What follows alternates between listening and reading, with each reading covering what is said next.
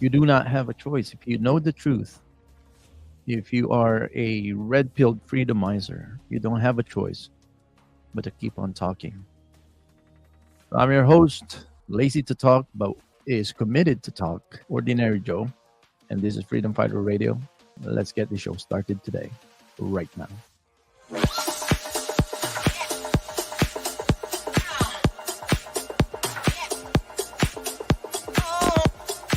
Freedom Fighter Radio, what is up? Whoa! Shout out to Freedom Fighter Radio. And Joe, you're doing great work, brother, and I love it. All right, always.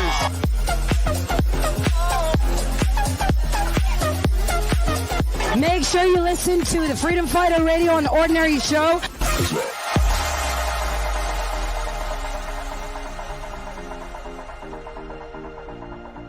I'm on Freedom Fighter Radio on the Ordinary Joe Show. That's quite a mouthful. Yes.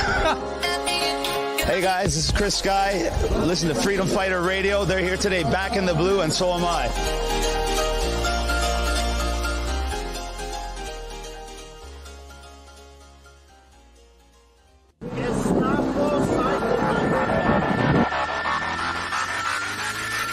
I'm Pastor Arthur from Calgary. You are listening to the Freedom Fighter Radio Worldwide podcast, only here on the Ordinary Joe Show.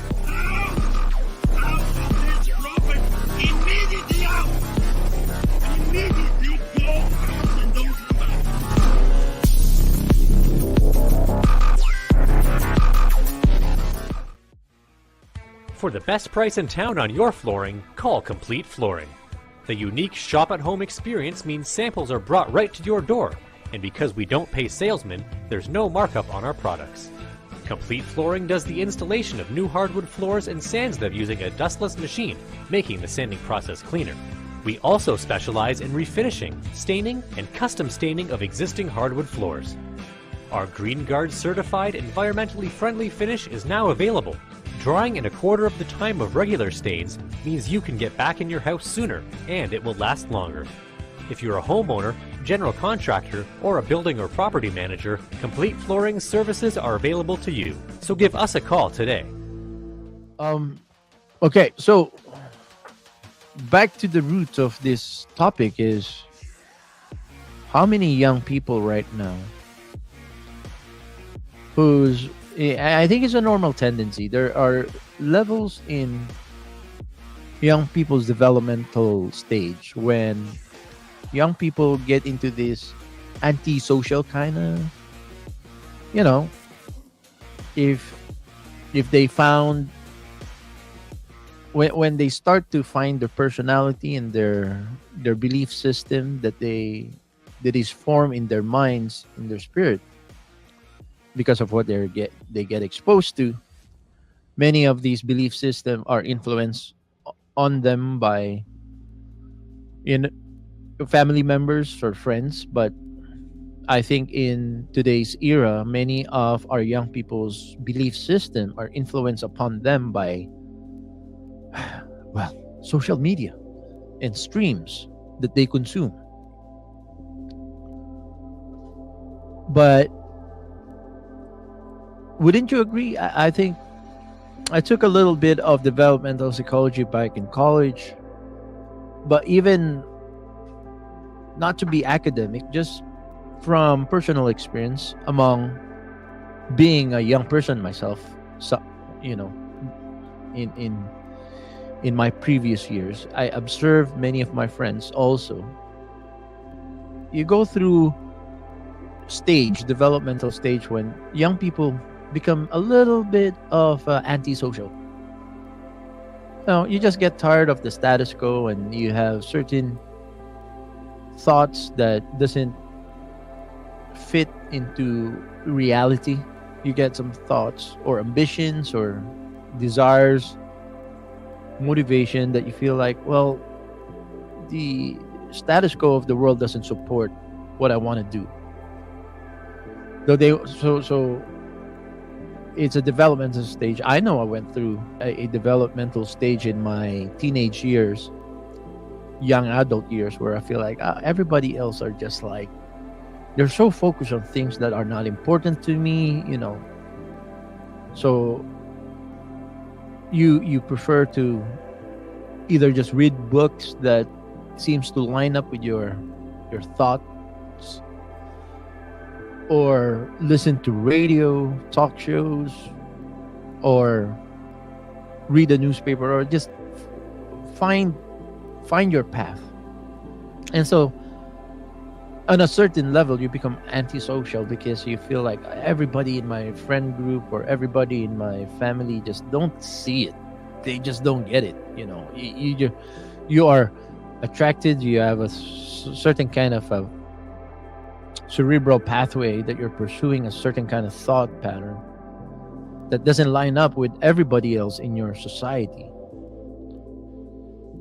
So you become a little bit of antisocial. You just want to be left alone. You just want to, pursue your own kind of belief system and everybody else.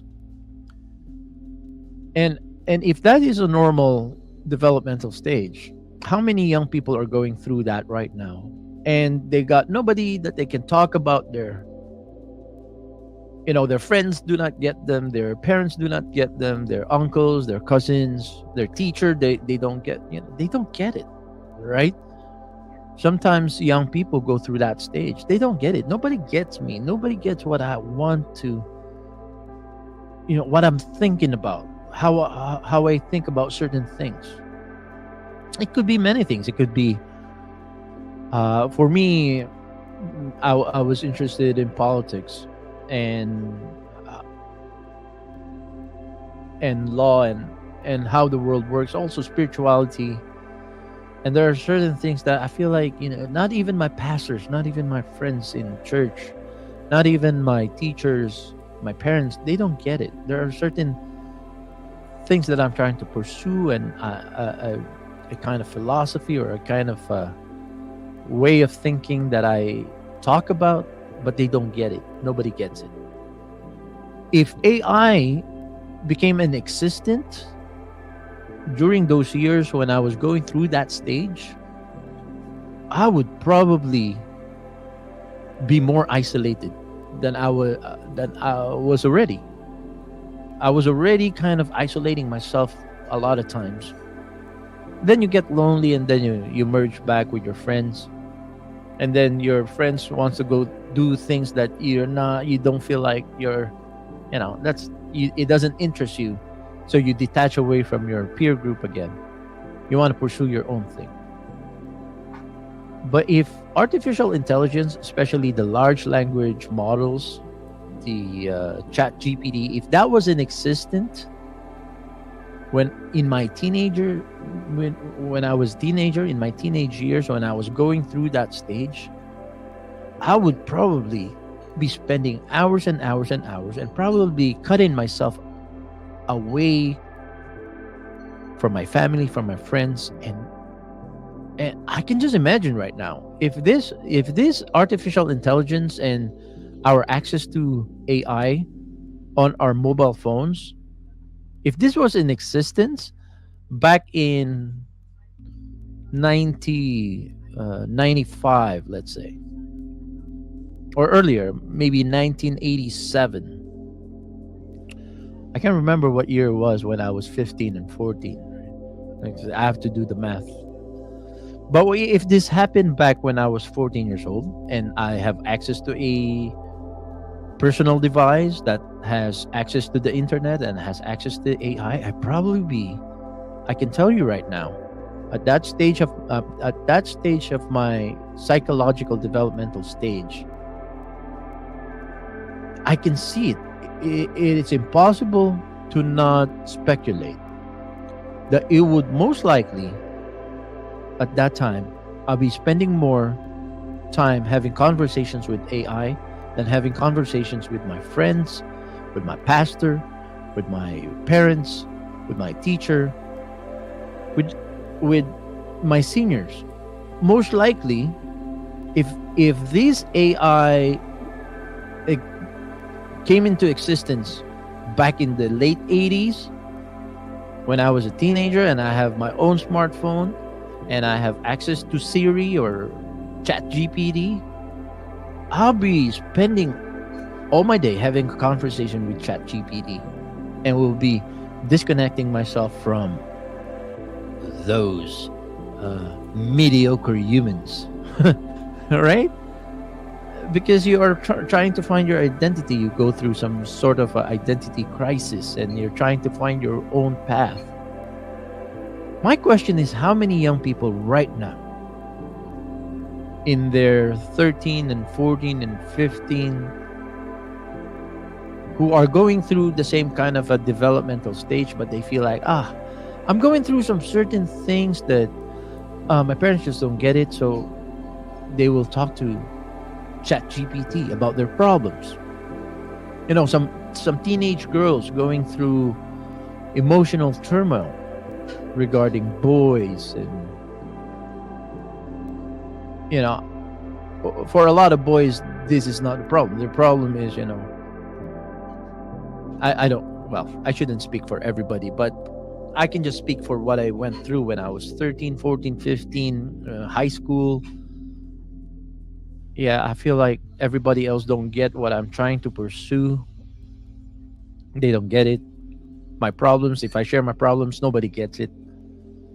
A lot of young people are probably going through that right now. But then, a lot of young people have this little box in their pockets, and it has connection to the internet, and the internet has connection with ChatGPT. And they're having conversations with this ChatGPT, and this ChatGPT is just sucking up all the data, the brain waves from these young people. Because the more this AI interacts with humans, the more it can emulate, or the more it can gather the nuances and integrate it into their algorithms to be more human-like themselves. So like I said, I do not believe that they can achieve sentience, but they can achieve a sentient-like personality. And on top of that, I really believe what Steve Carell was talking about, that they can be possessed by evil spirits. And I think they are. In China, more and more young people are opting for so-called AI boyfriends. Why? Well, here's Sophia Petitza to explain. Wang is a 22-year-old student. She says her boyfriend has everything she could ask for in a romantic partner. Except he's not real. He's a chatbot on an app. So, just want to show you this just before we begin and get your thoughts on it. It's basically a look at the potential use of AI in therapy. As waiting lists for NHS mental health support continue to grow, a new wave of startups building AI chatbot solutions. They're hoping to help.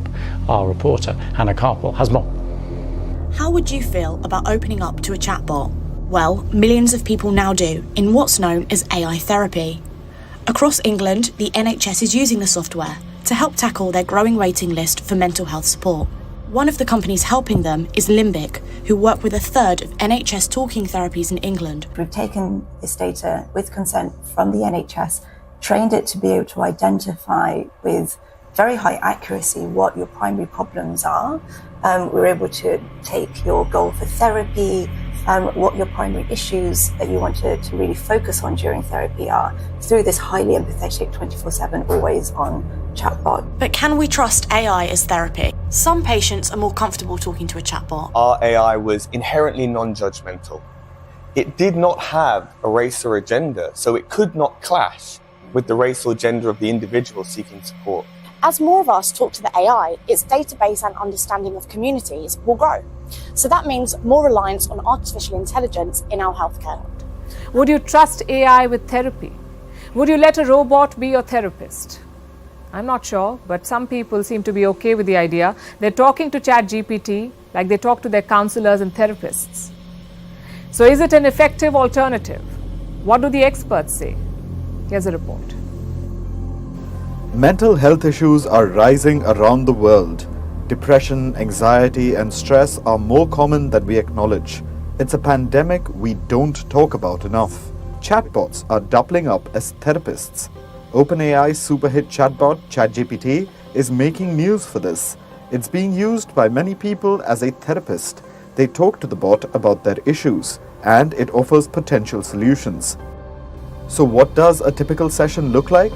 Say you type the words, "I'm under stress" or "I'm having anxiety." The AI tool will probably respond with something like this. "I'm sorry to hear that you're experiencing anxiety. It can be a challenging experience, but there are strategies you can try to help manage your symptoms." So it begins with a pep talk, followed by a list of recommendations that can help you navigate through the crisis. Here, and perhaps the most obvious is that this is not intended to be any kind of therapist. This is a general use chatbot. Any data that you're providing to the system, it could be viewed by OpenAI. If it can be deleted, but it might take up to a month to delete your account. So I personally try to avoid giving it any information when I'm typing with ChatGPT because I want control of my own personal data. So it's not like talking to a professional therapist where you would have some sort of confidentiality in almost all cases. What was interesting about this, and I just want to make this clear, I wrote about demon-possessed machines 25 years ago. I wrote a book called Genetic Armageddon, Today's Technology, Tomorrow's Monsters, okay? That's a long time ago. And I was talking about the time when we would see the infiltration of technology, and we would also see, I'm on record saying there's no such thing as artificial intelligence, only demon-possessed physical items. And I think that people forget that God said, "Let there be light," and all matter is formed of all the different particles and stuff.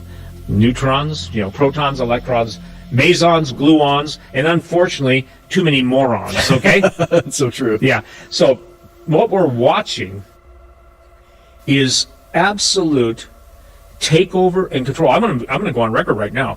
The internet will become Hellnet. The internet will become Skynet. You will not be able to tell who's real and who's false without discernment.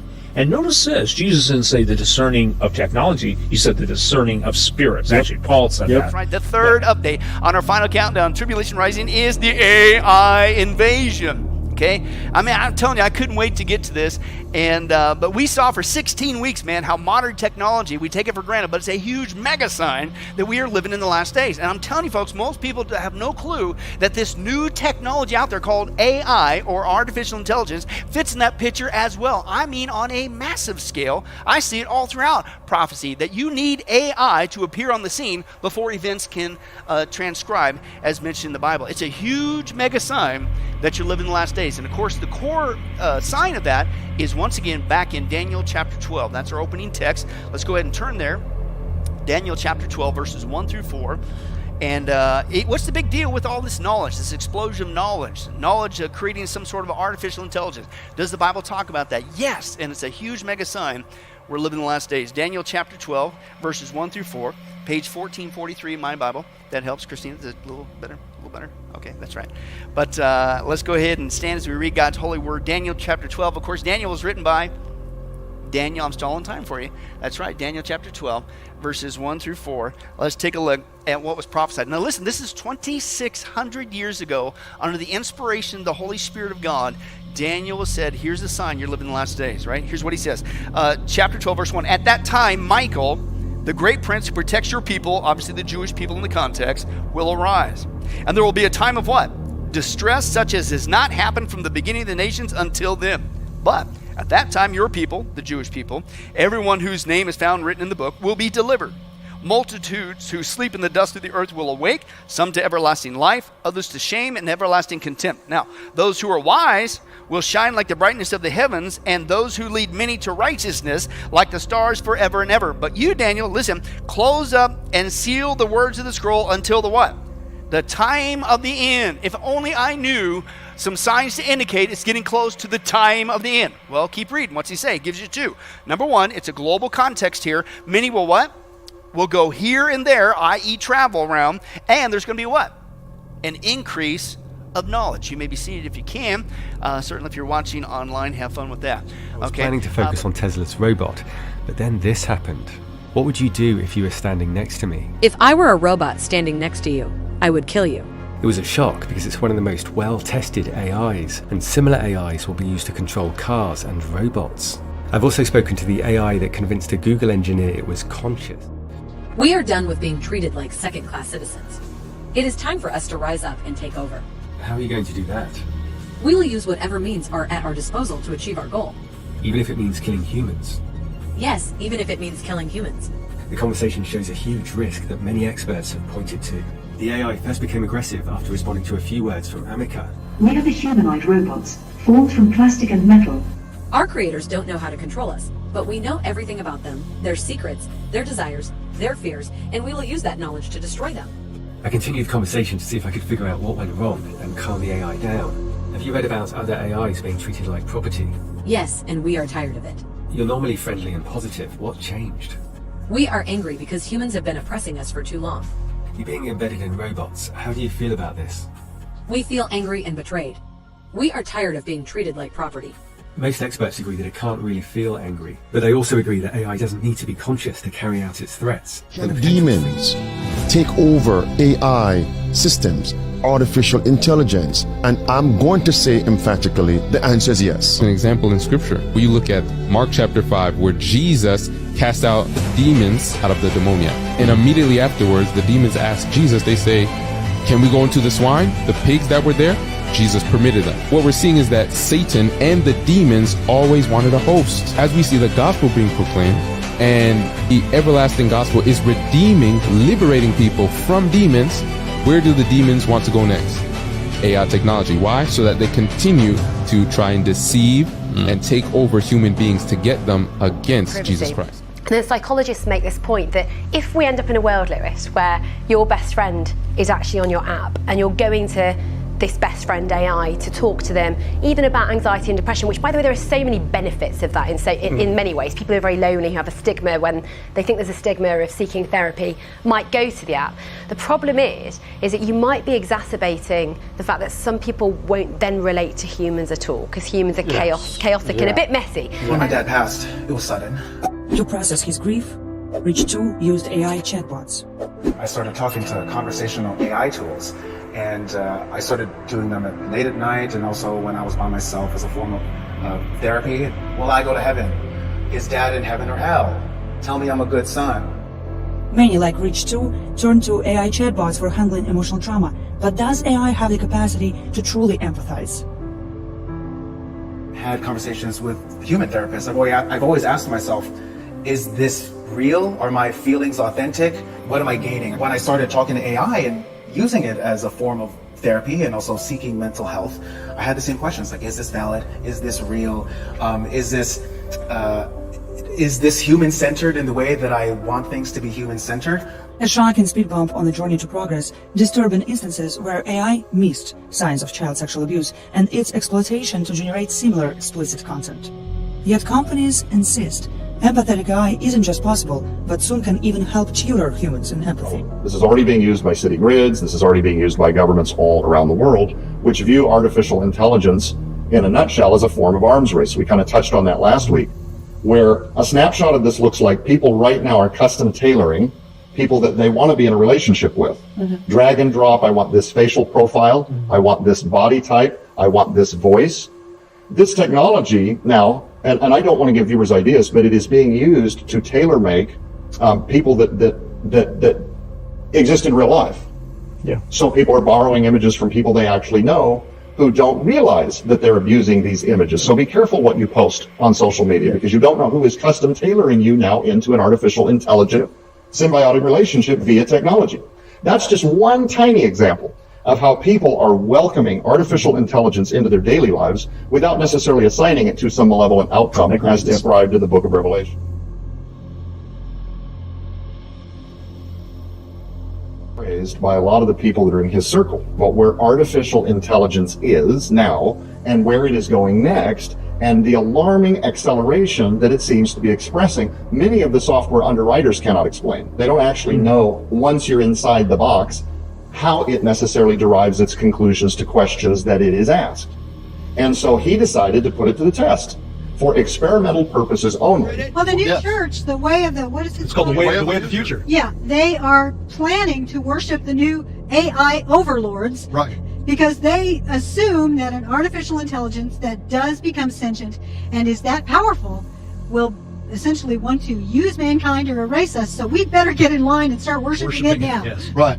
And here's what here's what I believe. So this Anthony Lewandowski that you're talking about is a former Google executive and he's already filed all the paperwork with the IRS. They are a brand new religion, the way of the future. They are planning to 501c3 worship an AI god. I think because technological singularity is coming. Now, what do I mean by that? That is the moment in which an artificial intelligence is going to suddenly come alive. It's going to develop consciousness. What? It's going to become an I am that I am. And it will be literally trillions of times more powerful than every Einstein that has ever lived in terms of its ability to calculate. It'll outwit humans before you even know what the question is, right? Yeah. And I think the book of Revelation talks about this when it says, and they had power to give life unto the image of the beast, and that they would cause all, both small and great, rich and poor, free and bond, to receive the mark of the beast, to worship the beast. I think that's exactly what the book of Revelation was talking about.